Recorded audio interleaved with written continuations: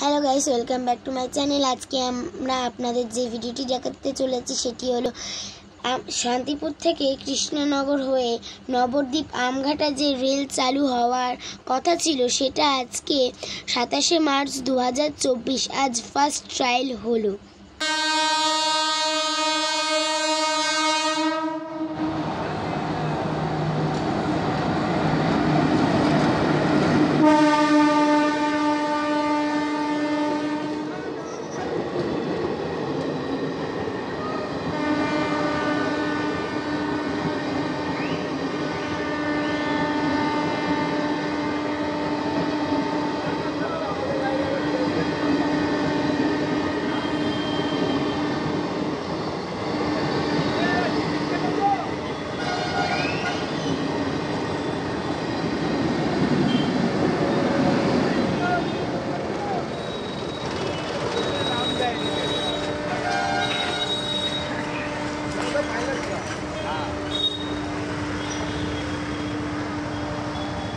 So guys, আপনাদের সামনে কিছু নতুন তথ্য তুলে ধরার চেষ্টা করেছি। যদি আপনাদের ভালো লাগে like, comment, share and subscribe করে দেবেন।